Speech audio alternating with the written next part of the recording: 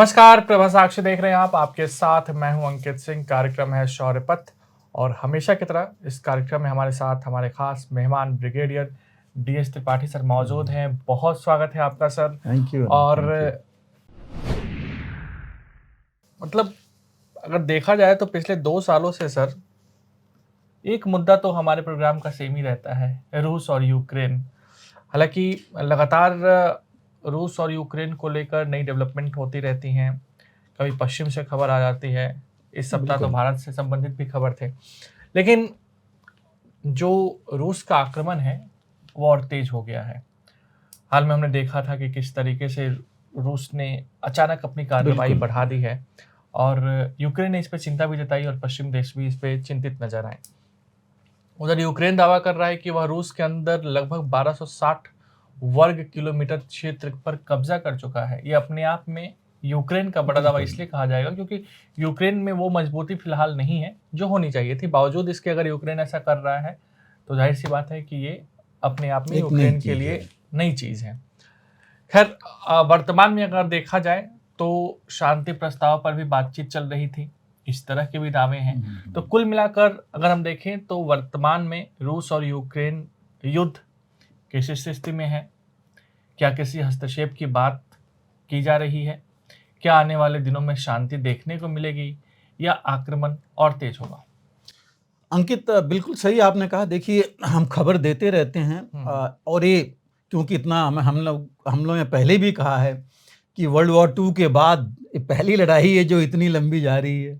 दूसरा साल है कुछ महीनों में, तीसरा साल पहुंच ही जाएगा जिस तरह है। और एक चीज़ हम लोगों ने पहले भी कहा था कि ये 2025 तक चलेगी। लेकिन कुछ नई चीज़ें हुई हैं इसमें। देखिए, 3 मुख्य चीज़ें हैं जो आपने इसमें पूछा है। पहली चीज़ तो लड़ाई जो दोनों की एक नया मोड़ ले लिया है और मुझे लगता है कि ये जो मोड़ है ये अब पुतिन ने अपनी लड़ाई अपने हिसाब से, हालांकि वो उनकी लड़ाई पहले अपने उनके हिसाब से ही चल रही थी, लेकिन और ज़्यादा अपनी सोच से चला रहे हैं वो।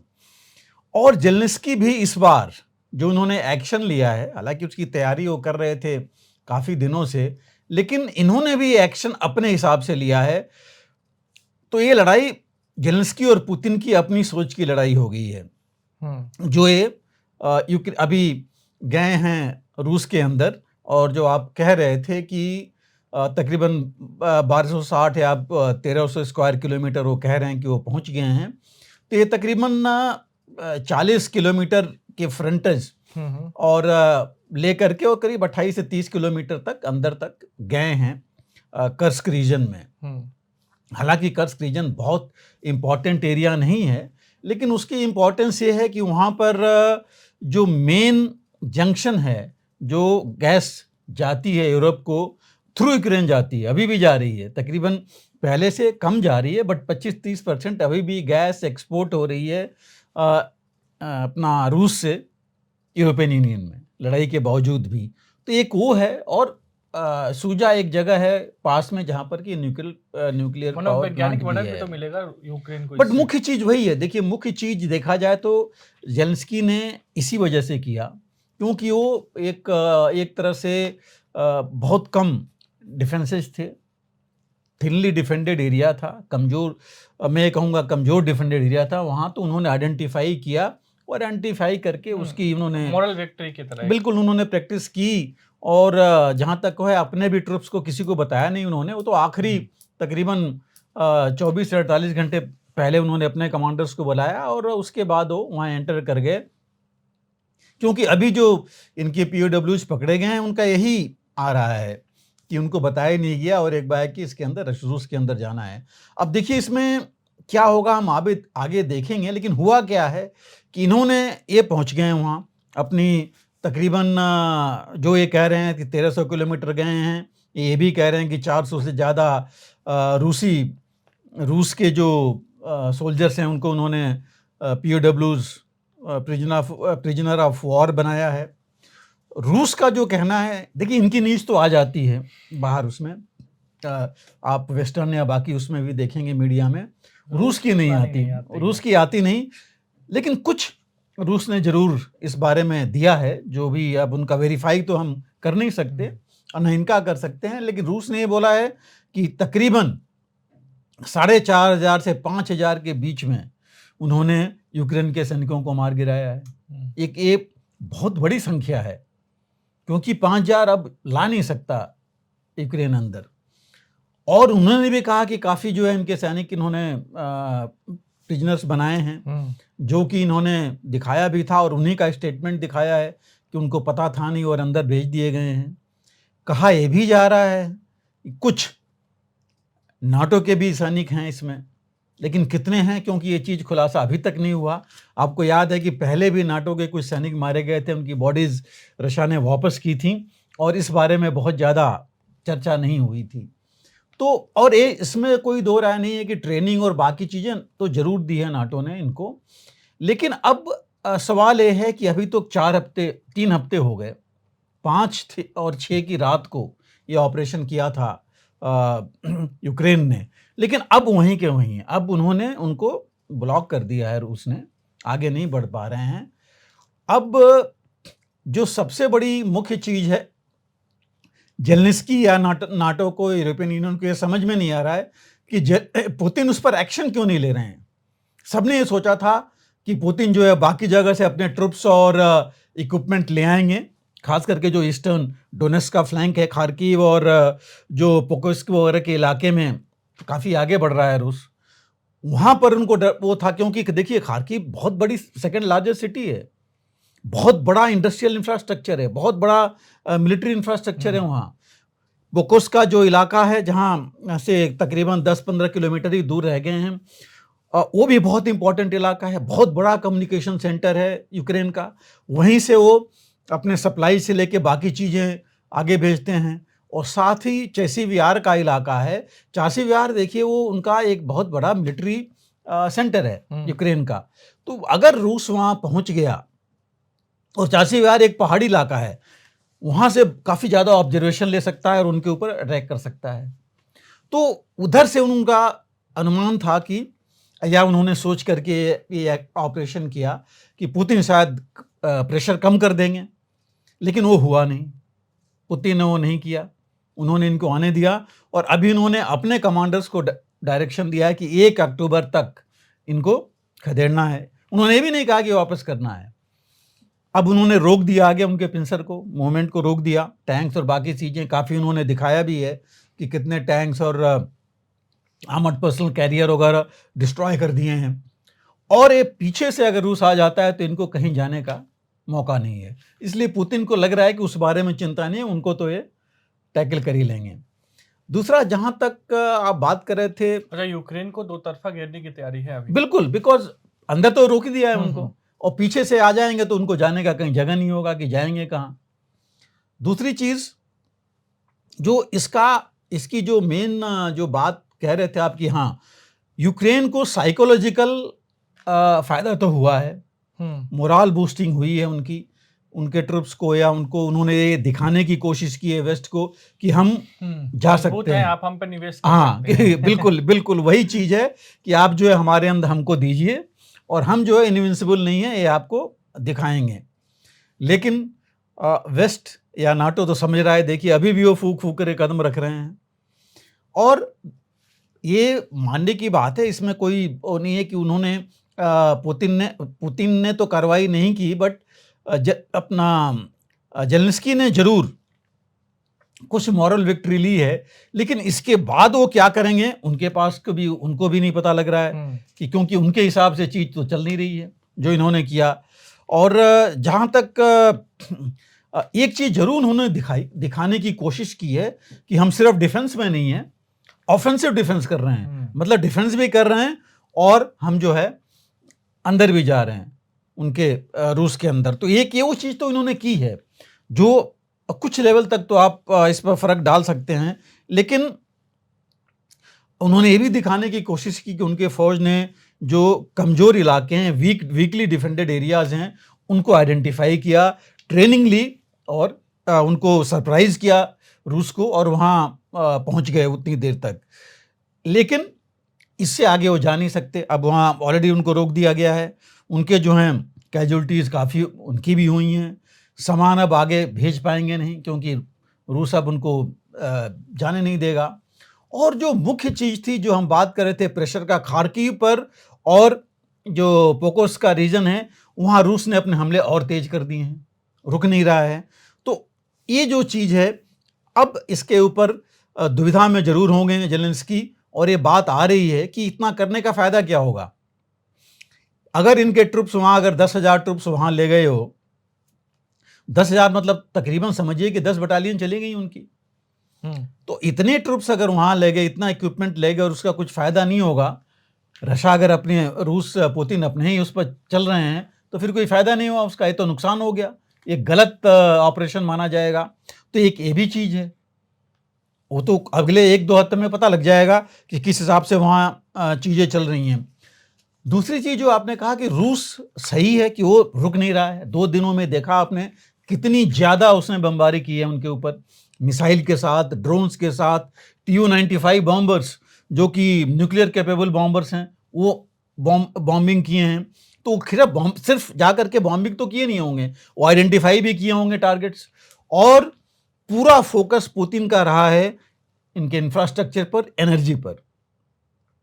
अब देखिए इतना ज़्यादा डिस्ट्रक्शन हो गया है, काफ़ी सिविलियन, हालांकि इन्होंने काफ़ी एक तरह से अभी तक पूरा अगर हम देखें तो कहीं भी पुतिन ने जानबूझ करके सिविलियंस जहाँ पर ज़्यादा हैं उसको टारगेट नहीं किया, क्योंकि उनका वो दिखाना चाहते हैं कि हम जो है यूक्रेन की जनता या यूक्रेन के लोगों के खिलाफ नहीं हैं, ये जो रेजीम है जेलेंस्की की उसके खिलाफ हैं, जो कि नाटो और उनके करीब जाना चाहते हैं और सिक्योरिटी थ्रेट बनना चाहते हैं। लेकिन एक साथ जो स्ट्राइक उन्होंने की 20 शहरों पर एक साथ, एक किसी ने नहीं सोचा था इतना ज़्यादा हो पाएगा, करेंगे। इनफैक्ट कल तो इनकी मीटिंग भी हुई है नाटो के साथ और यूक्रेन की, इस बारे में कि कैसे करना है, लेकिन मुझे लगता नहीं कि इतनी ज़्यादा कैपेबिलिटी इनके पास है अभी रोकने, क्योंकि आप देखिए इन्होंने 3 पैट्रियट मिसाइल बैटरीज को डिस्ट्रॉय कर दिया रूस ने, बहुत बड़ी बात है।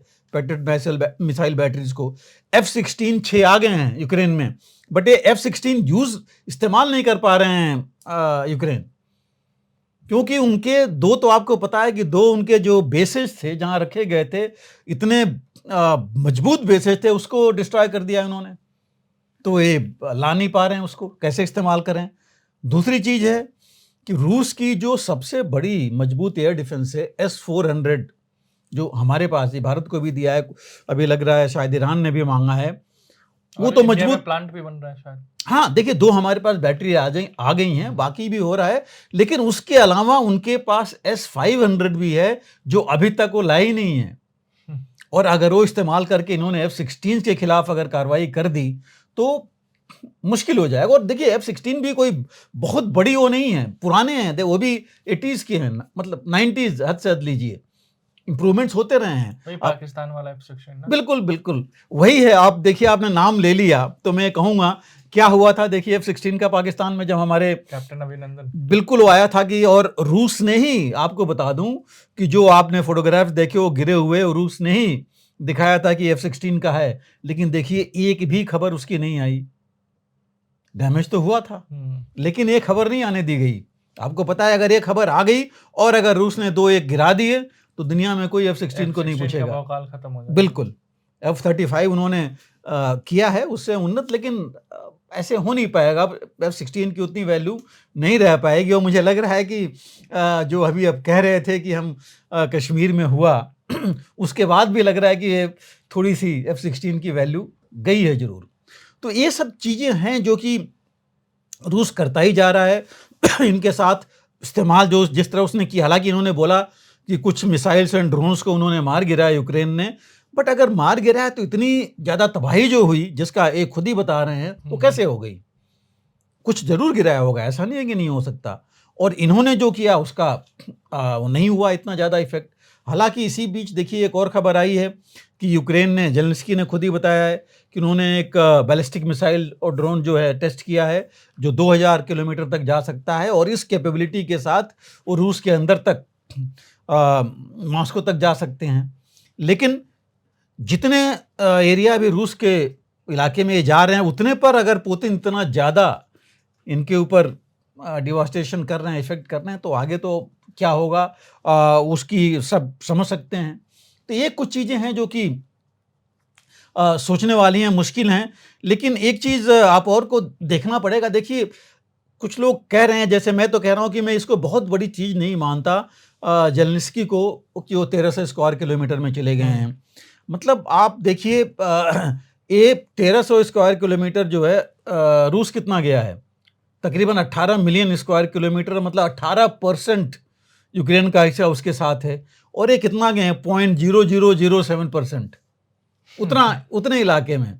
तो इससे बहुत ज़्यादा बात नहीं हो सकती कि बार्गेनिंग टेबल पर कुछ फ़ायदा हो गया, बाकी जगह होगा, इनके ही लोग मारे जाएंगे। और अगर रूस ने अपनी चाल चली, अगर इनको वहीं रोक दिया और इनको डिस्ट्रॉय कर दिया, तो फिर तो यही कहा जाएगा कि बहुत बड़ी भूल थी कि बजाय इन ट्रुप्स को वहाँ इस्तेमाल करें, खार्किव और पोकोस या चासाविर के इलाके में, जहाँ पर कि रोक सकें, क्योंकि इतने ट्रुप्स अगर रहते तो और रोक सकते थे रूस को। तो ये एक चीज़ ज़रूर वहाँ पर आएगी। तो ये भी जो है और इसके साथ देखिए, अभी पुतिन चुपचाप नहीं बैठे हैं। चेचनिया में गए थे, ऐसे तो गए नहीं थे, चेचन ट्रुप्स को ले आएंगे। बेलारूस को ऑलरेडी बेलारूस ने अपनी तकरीबन 1/3 आर्मी एक्सरसाइज के नाम पर इनके बॉर्डर पर ले आए हैं यूक्रेन के। तो ये सब चीज़ें थ्रेट तो हैं, तो इनको भी अपनी और फौज वहाँ ले जानी पड़ेगी। तो ये जो मुझे लगता है कि रूस पुतिन बहुत ज़्यादा बॉदर नहीं कर रहे हैं कि ये ठीक है, अंदर आने दो, आएंगे, हम इनको देख लेंगे। वो हो सकता है चेचन्स को बोल दें कि तुम ही देख लो जो कुछ करना है। लेकिन ये अभी भी कॉन्सेंट्रेट कर रहे हैं इस समय में, 2-3 महीनों में, जब तक कि वेस्ट के पूरा इक्विपमेंट इनके पास नहीं आता कि कितना ये अंदर जा सकते हैं। खास करके ये जो खार्किव और डोनेट्स्क रीजन में खास करके जो हैं उसके पास, वहाँ पर, और कितना डैमेज कर सकते हैं इनके ऊपर। दूसरा जो है, जितने ट्रुप्स इनके जा रहे हैं कर्स्क में या बाकी इलाके में, नुकसान तो अल्टीमेटली फ़ायदा तो रूस का ही है, जितना उनका सामान जाएगा।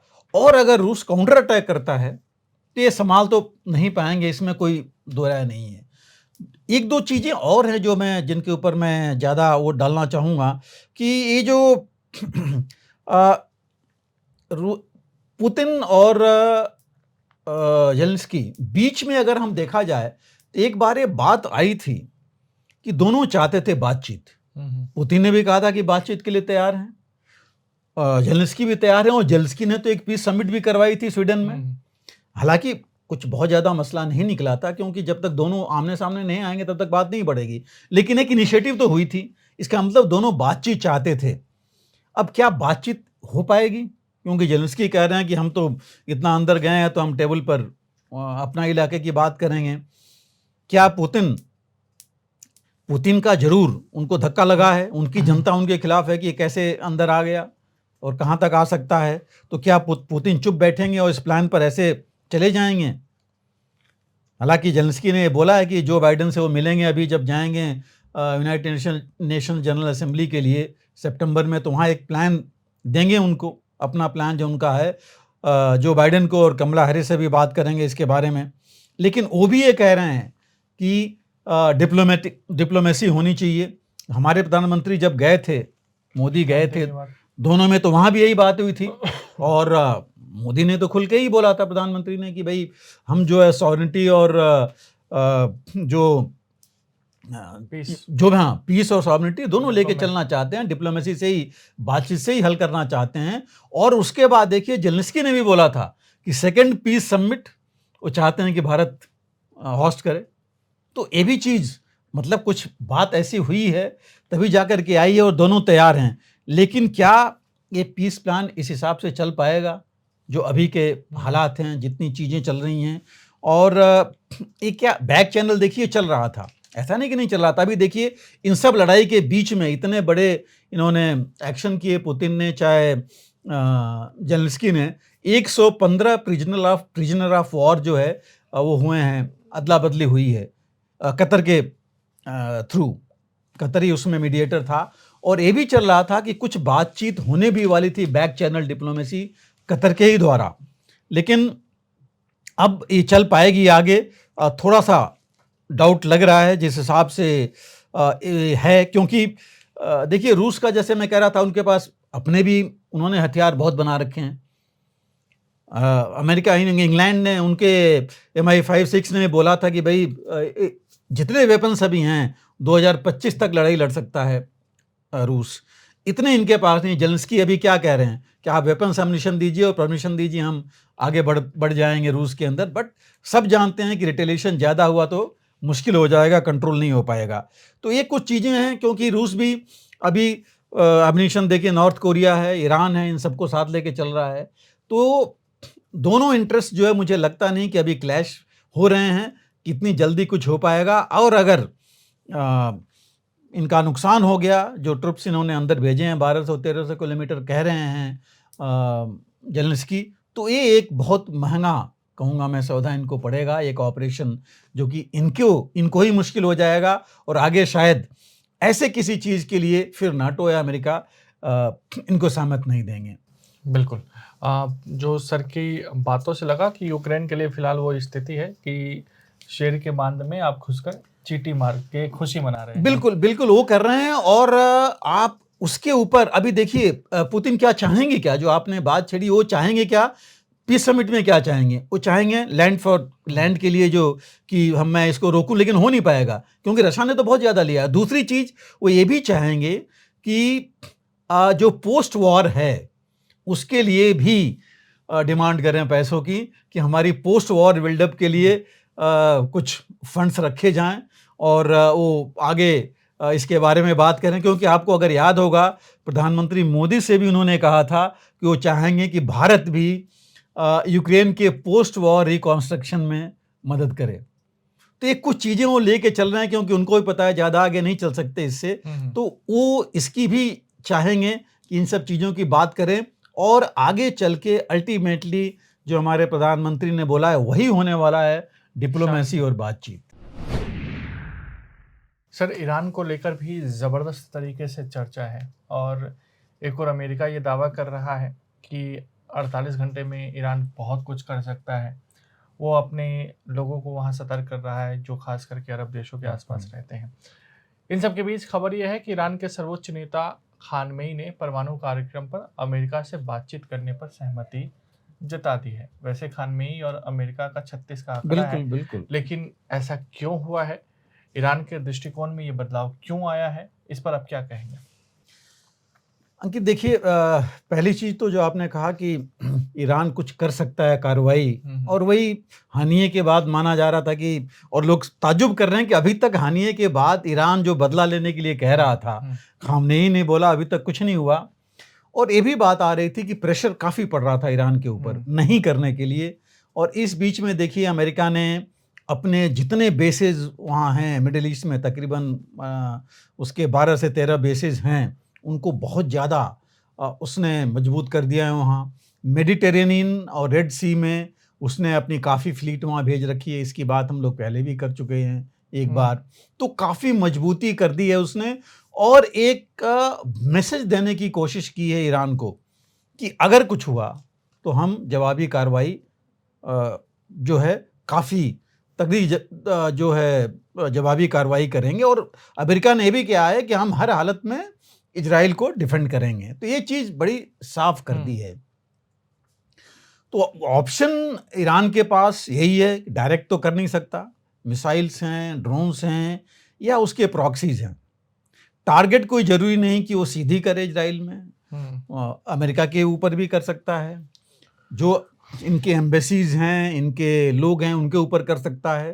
तो और अपने प्रॉक्सीज या अपने स्पेशल फोर्सेस को भेज करके, तो ये चीज़ें हैं। और उसके लिए देखिए ऐसी चीज़ करने के लिए समय चाहिए, एक साथ आप नहीं कर सकते। तो हो सकता है प्रेशर की वजह से बाकी चीज़ लेकर के वो समय ले रहा हो, लेकिन जो प्रेशर है ईरान के ऊपर, खामेनी के ऊपर, ऐसा नहीं है कि मतलब वो चुप बैठेंगे इतने इस हादसे के होने के बाद। जहाँ तक न्यूक्लियर डील की बात कर रहे हैं, हम थोड़ा बैकग्राउंड में देखें। देखिए ईरान जहाँ तक है 1970-71 में जो एनपीटी नॉन प्रोलिफरेशन ट्रीटी हुई थी उस पर उसने दस्तखत किए हुए हैं। लेकिन 1979 में जब रिवॉल्यूशन हुआ और शाह ईरान को हटा करके और एक जो कट्टरपंथी आए, तो उन्होंने जो है उनके दिमाग में चीज आई न्यूक्लियर पावर बनने की। और देखिए कायदे में तो देखा जाए तो हर एक देश सोचने लगा कि न्यूक्लियर पावर बनो, तभी जो है थ्रेट जाएगा और हम एक डेटरेंट होगा दूसरों के लिए रोकने के लिए। और फिर दुनिया ने कार्रवाई इसीलिए की, न्यूक्लियर नॉन प्रोलिफरेशन ट्रीटी और बाकी चीज़ें इसी वजह से हुई। इंटरनेशनल एटॉमिक एनर्जी एजेंसी इसीलिए बनी। कुछ देशों ने कहना शुरू किया कि हम तो न्यूक्लियर एनर्जी पीसफुल पर्पसेस के लिए इस्तेमाल करना चाहते हैं। उनके लिए भी काफ़ी कंट्रोल अपना इंटरनेशनल लेवल पर बनाए गए, यूएन लेवल पर, और रेगुलर इंस्पेक्शंस वगैरह की व्यवस्था की गई, तो कि ये चीज़ें प्रोलिफरेट नहीं हो, आगे नहीं जाएं। लेकिन जो क्लैंडस्टाइन या निचले लेवल से चीज़ें चलती रहीं, वो रोक पाना संभव नहीं था। और एक समय आया जब ये हुआ कि लग रहा ना थी, कंफर्म हो गया था कि ईरान जो है जो दो ही चीज़ें चाहिए, यूरेनियम और प्लूटोनियम को, जो यूरेनियम का जो एनरिचमेंट है वो उस लेवल तक कर रखा है जो कि वेपन्स ग्रेड यूरेनियम बन जाएगा, और वही चीज़ थी प्लूटोनियम के लिए। तो इस वजह से जो है ये लगा कि वहाँ बैलेंस पूरा मिडिल ईस्ट का बिगड़ जाएगा, क्योंकि इजराइल ने पहले ही कहा था कि अगर ईरान ने ये न्यूक्लियर जो पावर प्लांट्स हैं, न्यूक्लियर अगर एस्टेब्लिशमेंट्स बनाए वेपन के लिए तो उनको डिस्ट्रॉय करेगा। यूनाइटेड अरब एमिरेट्स ने बोल रखा था कि अगर ईरान न्यूक्लियर वेपन्स बनाता है तो हम भी जो है बनाएंगे। तो ये था कि ऐसे तो और ज़्यादा प्रोलिफरेशन होगा। तो इन सब चीज़ों को लेकर के और ये देखते हुए कि मिडिल ईस्ट की पूरी जो है हालत ही बदल जाएगी, क्योंकि अगर इजराइल प्रीएम्प्टिव स्ट्राइक करता तो फिर वही बात होनी थी। तो इस वजह से प्रेशर डाला गया अमेरिका और ख़ास करके जो सिक्योरिटी काउंसिल के मेंबर्स हैं, और उन्होंने जो है प्रेशर डाला और सैंक्शंस लगाए ईरान के ऊपर। और उस समय देखिए ईरान की इकॉनमी काफ़ी अच्छी चल रही थी, लार्जेस्ट ऑयल प्रोड्यूसर था वो, और वो पैसे भी थे, हर एक चीज़ था। और आपको पता है कि उसके पास टेक्नोलॉजी कहाँ से आ रही थी। कहा तो ही जा रहा था कि पाकिस्तान और नॉर्थ कोरिया से उसको जो न्यूक्लियर वेपन टेक्नोलॉजी मिल रही है।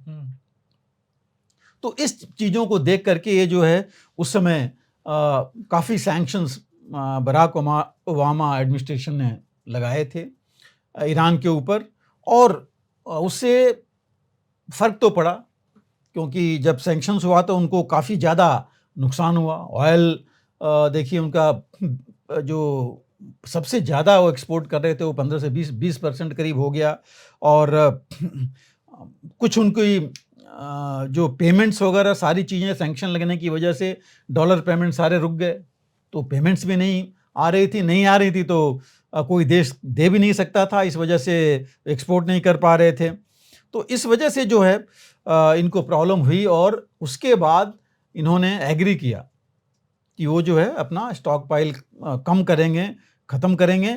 और 2015 में एक जो डील है, न्यूक्लियर डील, वो साइन हुई थी, जो कि जनवरी 2016 से इफ़ेक्टिव हो गई अंडर यूनाइटेड नेशंस के उससे। और बोला जा रहा था वो 5+1 बेसिकली 5 परमानेंट मेंबर थे सिक्योरिटी काउंसिल के, प्लस जर्मनी वो इन्वॉल्व था इसमें। तो 5+1 मिल करके और वो डील वहाँ से शुरू हुई है, न्यूक्लियर डील इनकी।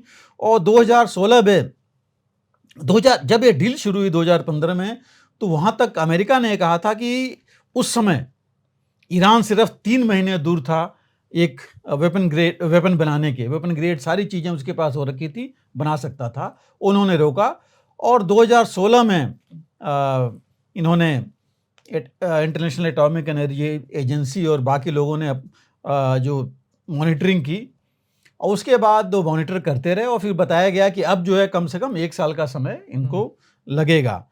लेकिन ईरान रुका नहीं था। धीरे धीरे उसने जो है इंटरनेशनल एटॉमिक एनर्जी एजेंसी को भी पूरी अपनी जानकारी नहीं दे रहा था, इंस्पेक्शंस नहीं करने दे रहा था उनको, और धीरे धीरे अपना वो बढ़ाता जा रहा था। जो यूरेनियम एनरिचमेंट है, अभी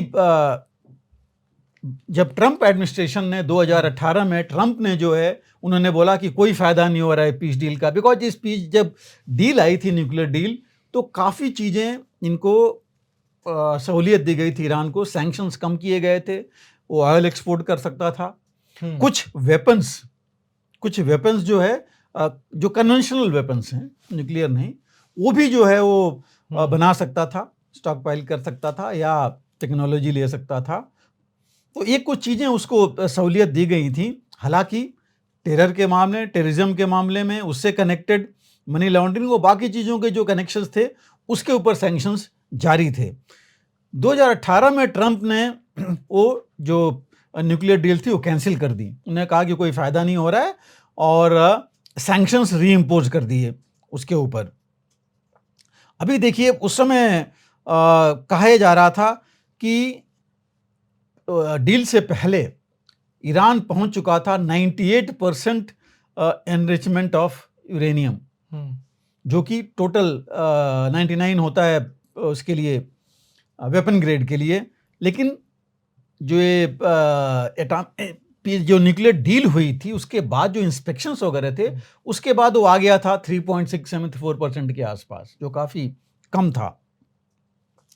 लेकिन इसके बावजूद वो क्लैंडस्टाइन जो नीचे तरीके से अपना कहते हैं ना, वो एक बार वो मुंह में जो खून लग गया तो चल रहा था कि भाई न्यूक्लियर पावर बनना है। और अगर आपको याद होगा उस समय देखिए होड़ थी कि कौन इस्लामिक कंट्रीज की लीडरशिप लेगा। पाकिस्तान अपने आप को कह रहा था कि वो इस्लामिक बॉम्ब बनाया है, एक वो अपने आप को चाहता था, दूसरा फिर ईरान शुरू हुआ अपना। तो नेचुरली अब ये देख करके बाकी देशों में था और नेचुरली ये दुनिया के लिए काफ़ी बड़ा खतरा होता। इस वजह से ये डील उस समय हुई थी। और जैसे मैंने कहा आपसे कि 2018 में कर दिया ट्रंप ने जो लगाए तो इनकी इकोनॉमी और क्रिपल हुई, जबकि 2020 में ईरान ने खुद बोला कि अब जो है अपने आप को रोकेगा नहीं, यूरेनियम एनरिचमेंट करता रहेगा। और उसने बहुत लिमिट कर दिया, रोक दिया इंटरनेशनल एटॉमिक एनर्जी एजेंसी को इंस्पेक्शंस के लिए। 2023 में जो बाइडेन एडमिनिस्ट्रेशन ने ही जो वहाँ पर और ज़्यादा सैंक्शंस इनके ऊपर लगाए और कहा तो ये जा रहा था कि ईरान ऐसे लेवल पर पहुंच गया है कि हफ्ते 10 दिन के अंदर ही वो बॉम्ब असेंबल कर सकता है। ये भी चीज़ उस समय आ गई थी। और ये जो लड़ाई शुरू हो गई थी रूस यूक्रेन की, उसमें एज इट इज मदद कर रहा था रूस की, तो वो भी चीज़ इसके अगेंस्ट जा रही थी। और जो इसके इनकी आर्मी है ईरान की, इस्लामिक रिवॉल्यूशनरी गार्ड कोर, उस पर अमेरिका ने उसको टेररिस्ट ऑर्गेनाइजेशन बता दिया था। तो और उनके ऊपर सैंक्शंस लग गए थे, वेपन्स और बाकी चीज़ें ना ये बना सकते थे ना बाहर से ले सकते थे। तो इस फर्क से जो है ये सब चीज़ें चल रही थी। और उसके बाद और जो एक्टिविटीज़ हुई, देखिए इनके जो आर्मी के कमांडर्स जनरल्स मारे गए थे, हम जानते हैं अच्छी तरह। उसके बाद इनके राष्ट्रपति की डेथ हुई, जो हेलीकॉप्टर उसमें मारे गए। फिर हानिया, जो इस्माइल हानिया जो हमास का प्रमुख था, उसको इन्होंने मारा।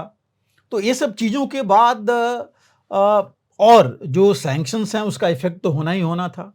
तो इस वजह से ईरान को मुश्किल तो आती रही। हालांकि बीच में ऐसा लगा कि चीन और रूस मदद कर रहे हैं, लेकिन देखिए हर एक की लिमिट है।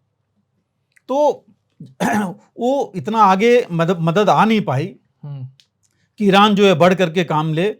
और अभी जो लेटेस्ट यही हुआ है कि ईरान के एक मेंबर ऑफ पार्लियामेंट उसके थे, शुरा की असेंबली के जो law maker Mujtaba I think जोनूर मुस्तफा जोनूर नाम है उनका, वो पहले कट्टर विरोधी थे इस न्यूक्लियर डील की। इन्होंने उनके असेंबली में न्यूक्लियर डील को जला दिया था कि ये इस पर एग्री नहीं होना चाहिए।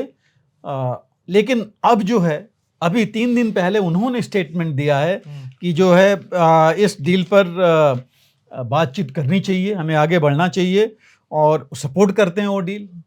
और जो इनके चेयरमैन है ईरान नेशनल डेवलपमेंट फंड के, उन्होंने भी जो है उन्होंने बोला है कि ईरान का एक कंसुलेट आना चाहिए, इस्टेब्लिश होना चाहिए। हालांकि आज की तारीख में कोई नहीं है ईरान का, क्योंकि आपको याद है ईरान में कंसुलेट पर जो अमेरिका का था वहाँ अटैक हुआ था, उसके बाद उसने सब ड्रॉ कर लिए थे और कतर के थ्रू ही अभी उनका चलता है। तब वो चाहते हैं कि ये भी हो।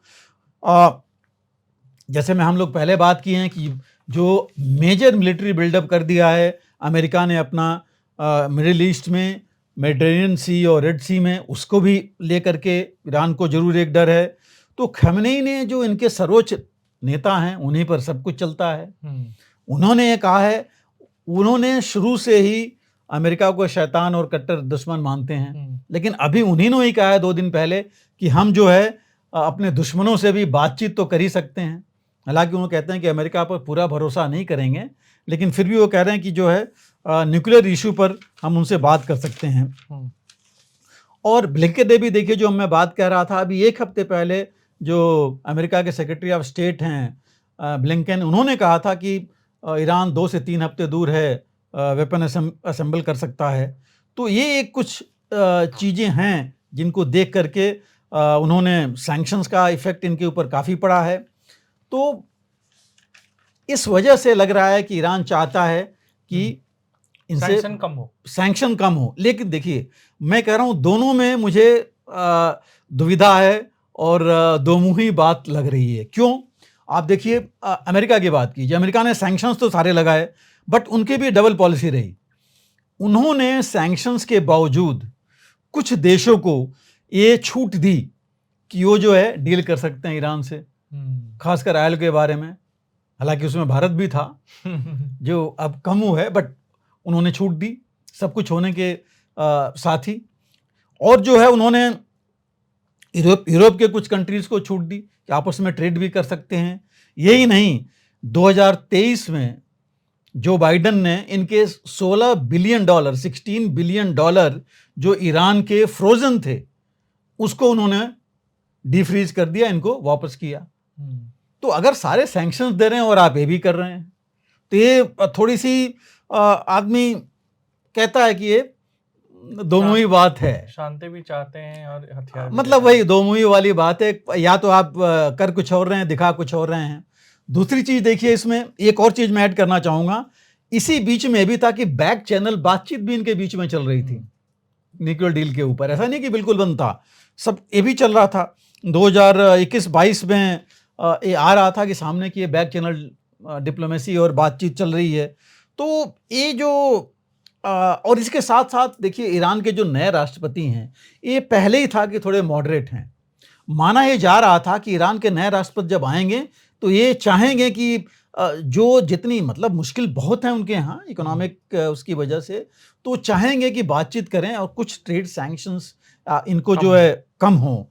तो ये जो चीज़ है अमेरिका की, उसमें भी मुझे पूरा भरोसा नहीं लगता।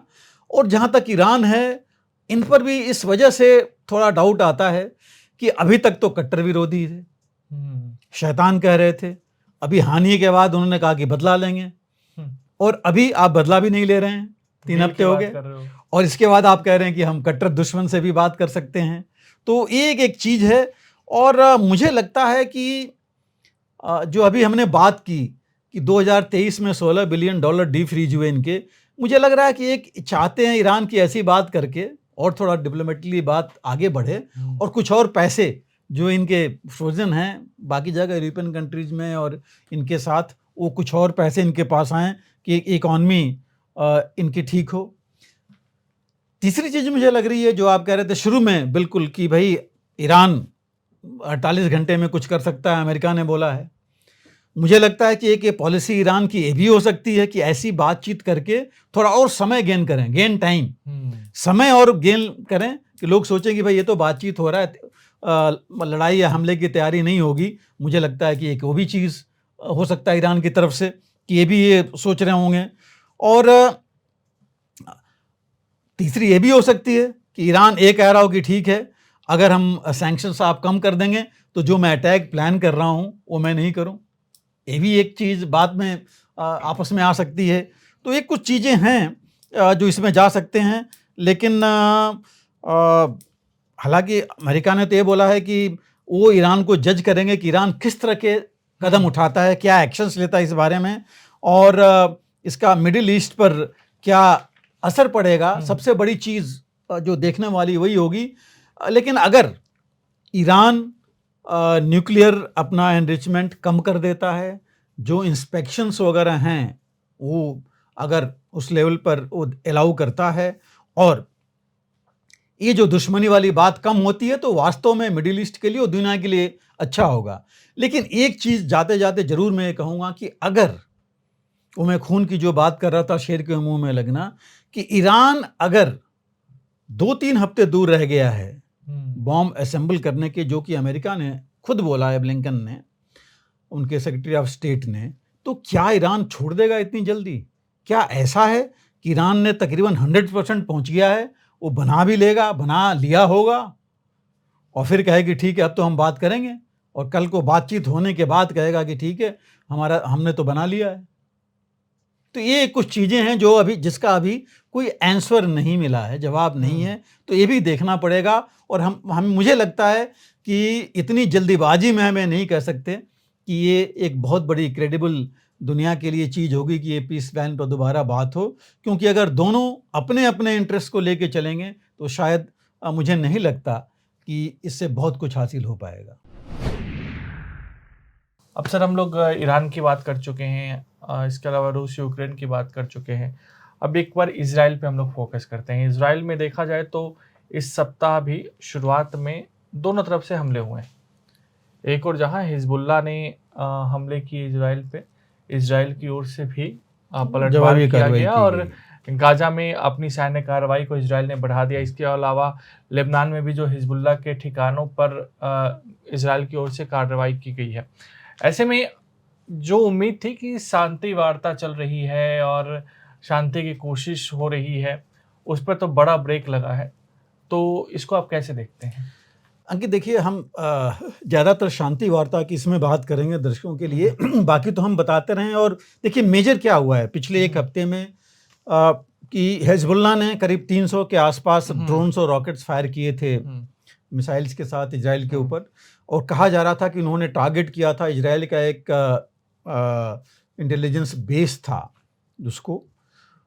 और उसके बाद इजराइल ने 2 वेव्स में 2 दिन लगातार बहुत ज़्यादा उन्होंने नुकसान किया अपने एयरक्राफ्ट के थ्रू, मिसाइल्स और ड्रोन से काफ़ी ज़्यादा नुकसान किया लेबनान का। उनके एक कमांडर भी मारा गया और भी लोग मारे गए हैं उसमें, और काफ़ी तबाही हुई थी वहाँ।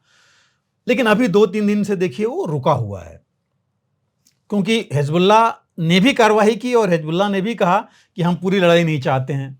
इजराइल भी पूरी नहीं चाहता, क्योंकि नेचुरली पूरा इंगेज कोई नहीं चाहते। और मेरे ख्याल से हिजबुल्लाह को याद है, लेबनान को याद है कि 1986 में क्या हुआ था, कितना नुकसान उनका हुआ था।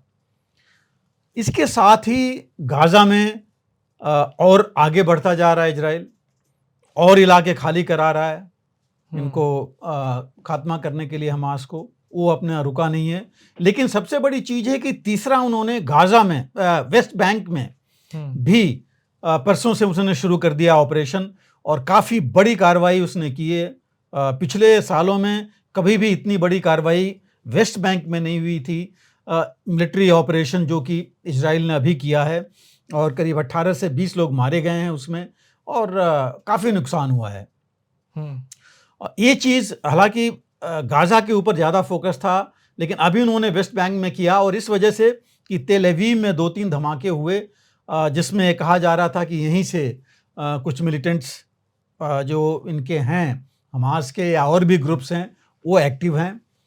इन्होंने ये भी कहा कि जो एक्टिव हैं वो उनको ईरान के समर्थन मिला हुआ है, वो एक्टिव हैं और ये एक फ्रंट और खोलेंगे यहाँ पर, इसलिए उन्होंने प्रीएम्प्टिव कार्रवाई की है अपनी तरफ से। लेकिन नुकसान वहाँ भी काफ़ी हुआ है वेस्ट बैंक में। दूसरा पॉइंट ऑफ व्यू कहा जा रहा है कि इनके राइट विंग के जो लोग हैं उन्होंने बोला है, प्रेशर डाला है कि यहाँ और जो है जगह वेस्ट बैंक खाली करा करके और हम यहाँ जो ज्यूइश सेटलमेंट्स यहाँ बढ़ाएंगे। तो ये सब चीज़ें जो पिछले कुछ दिनों में हुई हैं। लेकिन देखिए मुख्य जो फोकस ये चल रहा था कि जो पीस प्लान की बातचीत चल रही थी वो हर कहीं ना कहीं डिरेल हो जा रही है। आप देखिए अक्टूबर में युद्ध शुरू हुआ था 11 को, 7 को एक कार्रवाई हुई थी, 9 से ही लड़ाई शुरू हो गई थी।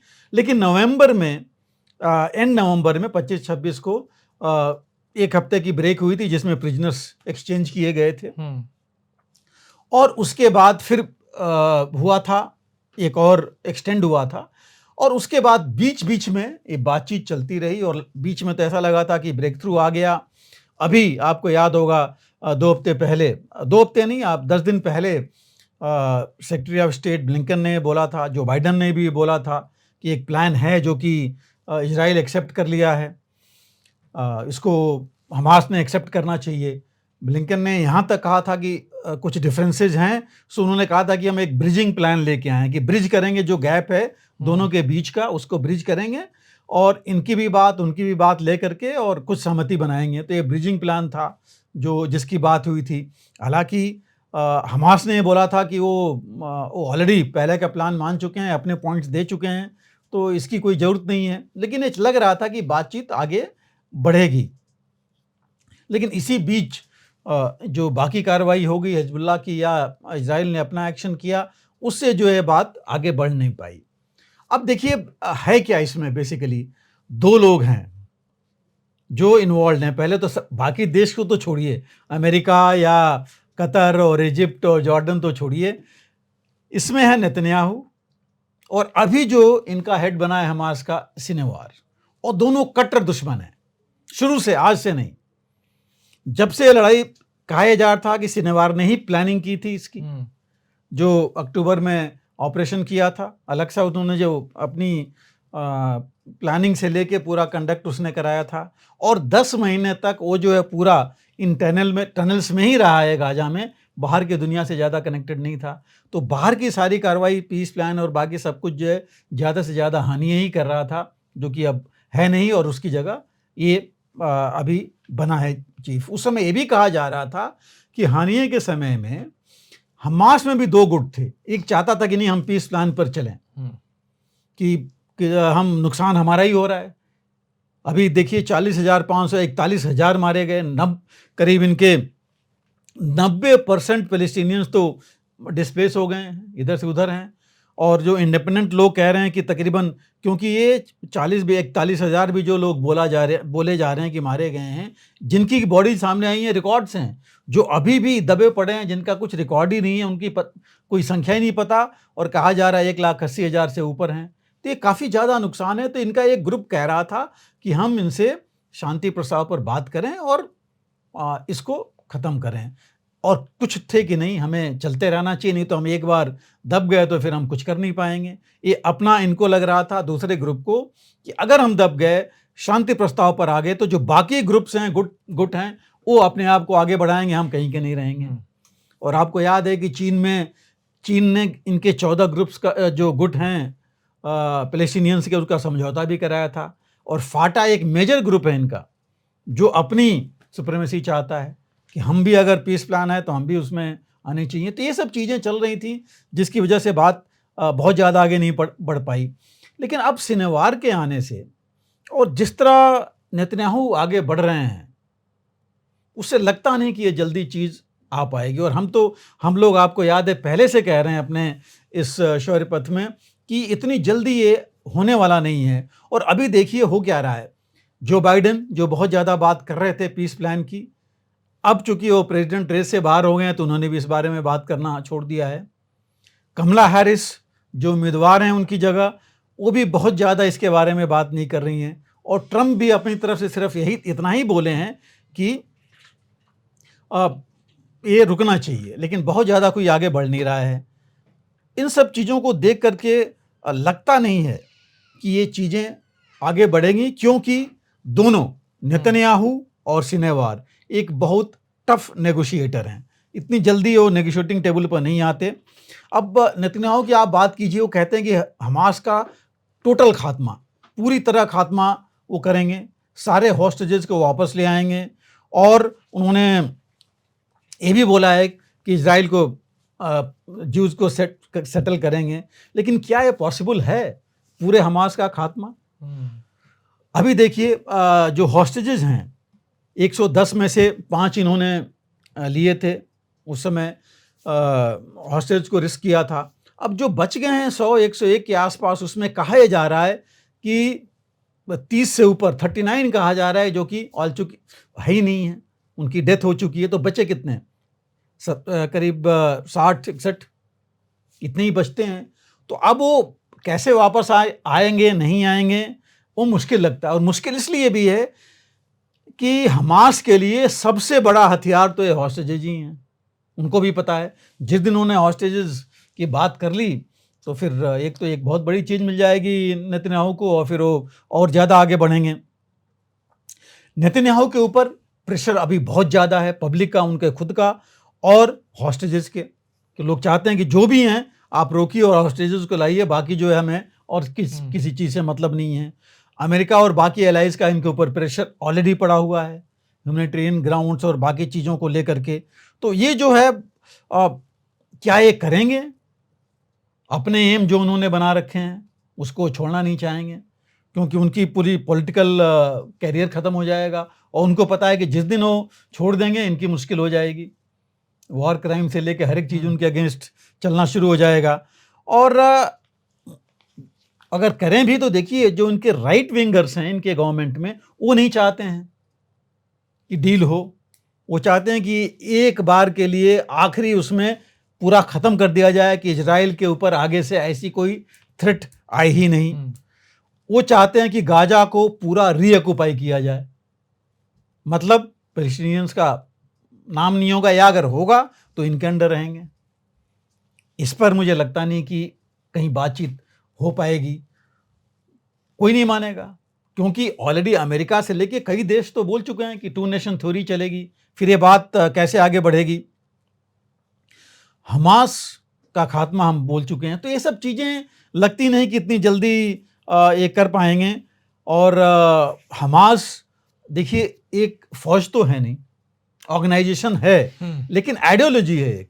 अब उस आइडियोलॉजी को कैसे ख़त्म करेंगे?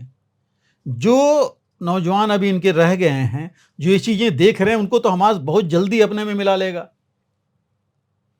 तो कैसे ये चीज़ खात्मा होगा, इतनी लग नहीं रहा है कि कोई इतनी जल्दी हो पाएगा। लेकिन लड़ाई जितनी लंबी चलेगी वो नेतन्याहू के फेवर में है। बिल्कुल, लंबी चलेगी तो इनको जो उतना मौका मिलेगा हमास के खात्मे के लिए, अपने आप को कंटिन्यू करने के लिए, अपने लोगों को बताने के लिए, और हो सकता है प्लानिंग करें हॉस्टेजेस को रिस्क करने के लिए।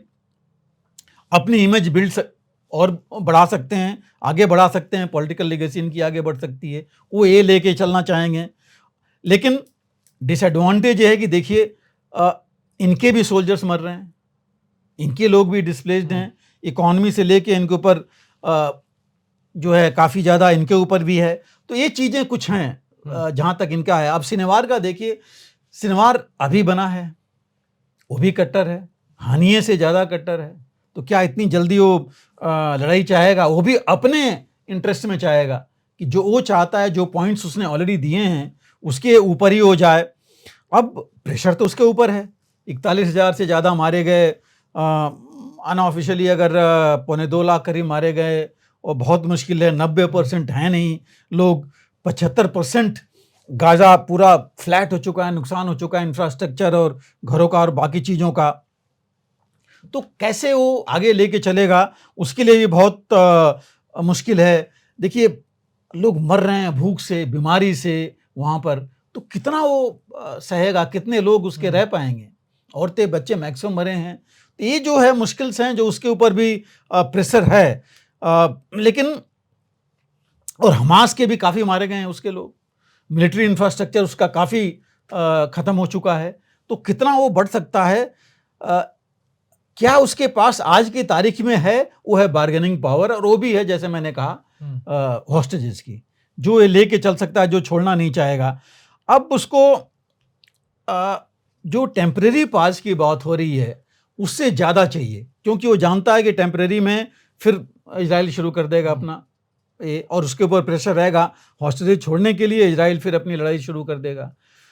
लंबी पॉज ये हमेशा कहता रहा है कि हमें फुल सीज फायर चाहिए, परमानेंट, जिससे वो अपना भी बिल्डअप कर सके, अपने लोगों को ले आके सेटल करे। वो कहता है इजराइल डिफेंस फोर्सेज वहाँ से हट जाएं। तो ये चीज़ें देखिए ऐसी हैं जो एक दूसरे को ये इतनी जल्दी ब्रिज नहीं हो पाएगा, जो ब्रिजिंग की बात इसमें हो रही है। और ये चाहता है कि सारे जो पैलेस्टीनियन प्रिजनर्स इनके जेल में इजराइल के वो छोड़े जाएं। तो ये भी चीज़ें हैं कुछ की इतनी जल्दी मुझे नहीं लगता कि इस पर आगे बढ़ पाएंगे। इसलिए जो हम बात कर रहे हैं ये डील इतनी जल्दी संभव नहीं हो पाएगी जब तक कि मिल बैठ करके ये बात नहीं आए जो मेन मुद्दे हैं हॉस्टेज के और पैलेस्टीनियंस के सेटलमेंट के। बिल्कुल, ये दोनों चीज़ें अगर आगे बढ़ेंगी, अगर एग्रीमेंट हो गया, तब शायद इस पर कुछ आगे बढ़ पाएंगे। वैसे पूरी दुनिया की नज़र अगर देखा जाए सर तो भारत पे है, और भारत ने पिछले कुछ वर्षों में अपनी ताकत दिखाने की कोशिश भी की है। ठीक है, वो कहता है कि हम किसी के मामलों में दखल नहीं देते, लेकिन अगर कोई हमें छेड़ेगा तो हम उसको छोड़ेंगे नहीं। इन सब के बीच रक्षा मंत्री राजनाथ सिंह, पहले तो जापान के रक्षा मंत्री वगैरह से 2+2 की वार्ता होती है जिसमें जयशंकर भी रहते हैं। इसके बाद वो सीधे अमेरिका पहुंचते हैं। अमेरिका में अपने जो समकक्ष हैं उनसे उनकी मुलाकात होती है। तो अमेरिका दौरे को लेकर ना कि राजनाथ सिंह अमेरिका दौरे पर गए हैं, कोई बड़ी बात होगी, कई तरह की चर्चाएं हो रही हैं कि, और पूरी डिटेल्स अगर देखा जाए तो मीडिया के सामने आई भी नहीं है। तो आपको क्या लगता है कि मतलब राजनाथ सिंह के इस दौरे की उपलब्धि क्या रही, भारत के लिहाज से कितना इम्पोर्टेंट दौरा था, और इस दौरे का मोटिव क्या था? अंकित, जो अभी आप कह रहे थे कि जापान के साथ 2+2 है, 2+2 अमेरिका के साथ भी होता है, और आपको पता है कि यहाँ पर कुछ महीने पहले हुआ था। तो ये जो 2+2 और ये चीज़ें हुई हैं, देखिए बहुत इम्पोर्टेंट हैं, और जो माहौल है दुनिया का उसको देखते हुए उसमें बातचीत अगर बढ़े तो अच्छी बात है। बिल्कुल, और बहुत ज़रूरी भी है, क्योंकि इससे आप एक दूसरे के जो आइडियाज़ हैं उनको समझते हैं, अपनी बताते हैं, नज़दीक भी जाते हैं, और क्लियर भी कर देते हैं कि हमारा क्या एम है। जो भारत कहता है कि हम अपना स्ट्रेटजिक इंडिपेंडेंस लेके चल रहे हैं। भारत ने कहा कि वो रूस में भी शांति चाहता है, अमेरिका में चाहता है। उसने रूस को भी बोला है, यूक्रेन को भी बोला है कि भाई बातचीत से मसला हल होगा, और हम उसके लिए तैयार हैं। तो ऐसी कुछ चीज़ें हैं, लेकिन देखिए इसके बीच में जो आपने कहा कि दुनिया के माहौल में अगर कोई छेड़ता है तो उसको छोड़ता नहीं है, और जवाब देनी है तो उसके लिए हमको तैयार भी रहना पड़ेगा, क्योंकि आप तैयारी नहीं रखेंगे। आप देखिए क्या देख रहे हैं, यूक्रेन का क्या हाल हो रहा है। रूस को भी वेपन प्रोडक्शन बढ़ा करके उसने कम से कम 70% कैपेसिटी बढ़ाई, तब भी ईरान और नॉर्थ कोरिया से वेपन एम्युनिशन ले रहा है।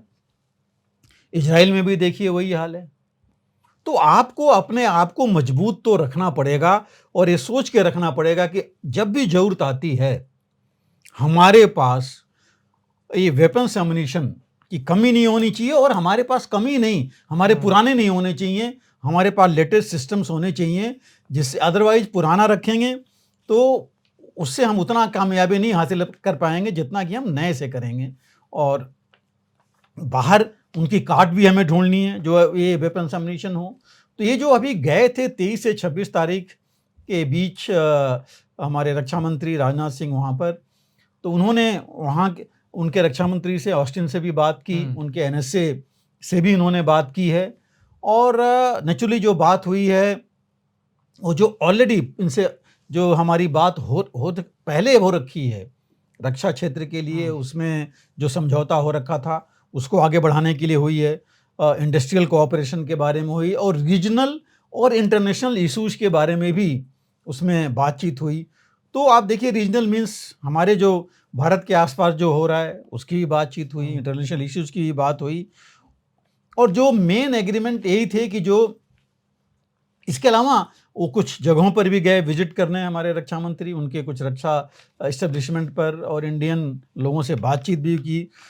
तो मुख्य जो चीज़ें आई, देखिए, एक तो को प्रोडक्शन की जो पहले बात हो रखी है कि को प्रोडक्शन हो, दोनों मिल करके प्रोड्यूस करें रक्षा सामान यहाँ पर, उसके बारे में भी बात हुई। खास करके जो इंजन्स थे जीई से, जो आपको याद हैं कि जो इंजन्स मिलने हैं, खास करके हमारे जो मार्क 2 एयरक्राफ्ट हैं तेजस, उनके लिए यूएवी प्लेटफॉर्म्स के बारे में, उसके बारे में बात हुई कि यूएवी प्लेटफॉर्म्स हैं।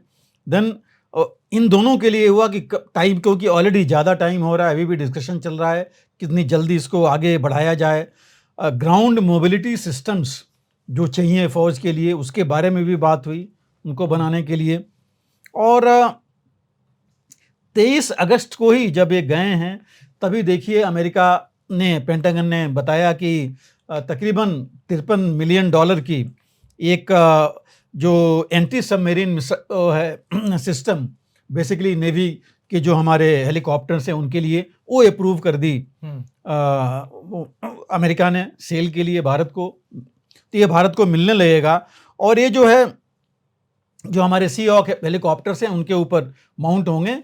और ये एक बहुत इंपॉर्टेंट, देखिए, इक्विपमेंट है जो कि सबमरीन्स को ट्रैक कर सकता है। आप सी में हम छोड़ सकते हैं, और जो सबमरीन्स को ट्रैक करके और ये जो इंफॉर्मेशन उसकी सारी देता रहेगा। तो एक बहुत उन्नत किस्म का एक ये सिस्टम है। तो इसके बारे में ऑलरेडी मिल गया है, जो हमें मैं अभी बता रहा था तेजस एयरक्राफ्ट्स के लिए G414 जो इनका F414 जेट इंजन्स हैं, उसके बारे में, क्योंकि उसकी वजह से देखिए ऑलरेडी डिले हो गया है जो एयरफोर्स को हमारे तेजस विमान मिलने थे। तो उसके बारे में भी बातचीत हुई है। और जो 31 हमें MQ-9B जो हेल जो यूएवीज मिलनी थी, हाई एल्टीट्यूड एक यूएवीज हैं, तो उनके वो भी मिलनी थी, उसके बारे में भी बातचीत हुई है। जो इनके स्ट्राइकर इन्फेंट्री कॉम्बैट व्हीकल है, जो कि ऑलरेडी इस्तेमाल हुआ था, कई जगह इस्तेमाल हुआ है और काफ़ी इफ़ेक्टिव रहे हैं, उनके बारे में भी बातचीत हुई। और आपने शुरू में काफ़ी देखा, इजराइल के पास भी है और यूक्रेन ने काफ़ी इस्तेमाल किया, जेवेलिन एंटी टैंक, ये जो मिसाइल्स हैं, रॉकेट्स के ये छोटे मिसाइल्स हैं, उनके बारे में, उनके लिए भी बातचीत हुई। तो ये जो है इनको काफ़ी आगे बढ़ाने की बात हुई, कैसे हम एडवांस करें। देखिए, बातचीत हो जाती है, उसके बाद जब नेगोशिएशन होने लगते हैं वो स्लो हो जाते हैं। तो उसके बारे में भी इन्होंने बात की कि कैसे इसको आगे बढ़ाया जाए, जो हर्डल्स हैं उनको इसके बीच में दूर किए जाएं। और इसके साथ 2 पैक्ट भी साइन हुए हैं वहाँ पर। एक नॉन बाइंडिंग जो सप्लाई एग्रीमेंट है, जिसके बारे में कि ये कुछ सिस्टम्स के बारे में जिसकी सप्लाई और रिप्लेनिशमेंट वगैरह की बात होगी। हालांकि नॉन बाइंडिंग है, मतलब इतनी ज़्यादा उसको एक दूसरे के ऊपर जोर नहीं डाल सकते बाद में। लेकिन ये एक चीज़ ये कही जाती है कि इंटरनेशनल लेवल में भी ये बताने के लिए कि हम जो है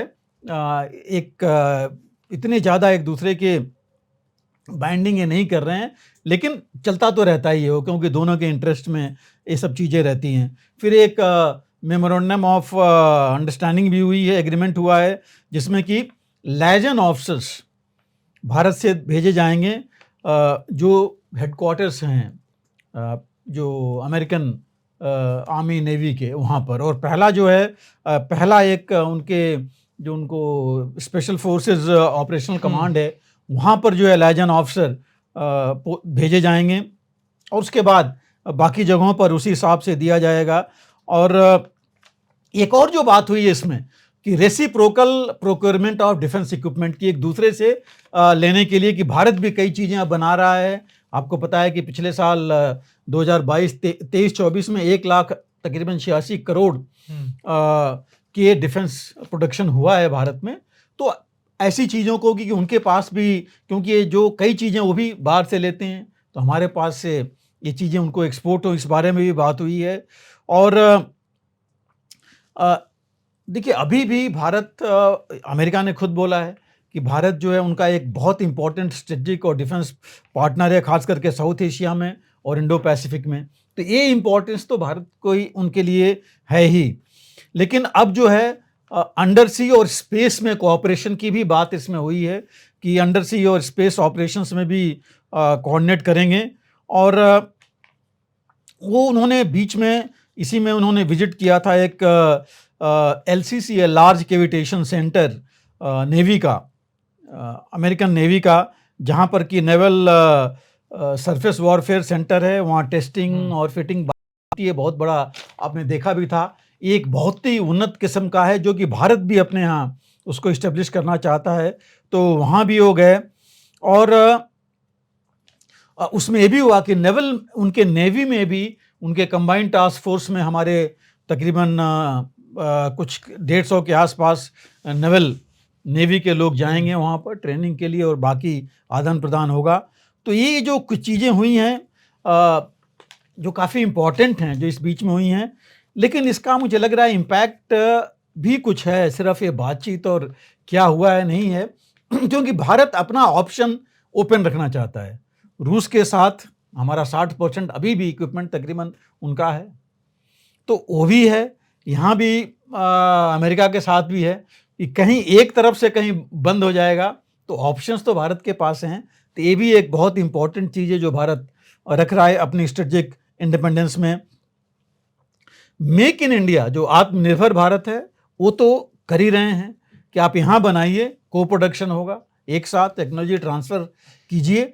साथ ही है कि हमारा जो ये इतना बड़ा रक्षा उत्पादन कैपेसिटी जो बढ़ रही है, इसको कैसे आगे बढ़ाया जाए। उनके पास वहाँ भी एक्सपोर्ट करें बाहर, लेटेस्ट टेक्नोलॉजी जो है वो लिए जाएं, और जो ग्लोबल साउथ है उसको ये भरोसा हो कि भारत के पास बहुत उन्नत किस्म के जो है हथियार और उनकी ज़रूरत का जितना सामान है रक्षा के लिए वो मौजूद है, भारत उनको दे सकता है, सस्ते कीमत पर दे सकता है। तो ये कुछ चीज़ें हैं जो कि ज़रूर इससे मैसेज जाएगा और भारत के लिए एक अच्छी जो है एक पहल होगी ये ग्लोबल साउथ के लिए को लेकर के चलने के लिए, और साथ में बाकी देशों को ये दिखाने के लिए कि हम जो है अपनी स्ट्रेटेजिक इंडिपेंडेंस, अपनी ज़रूरत को देख करके आगे बढ़ रहे हैं, सिर्फ ये देख करके नहीं कि कौन क्या हमको दे रहा है। बिल्कुल।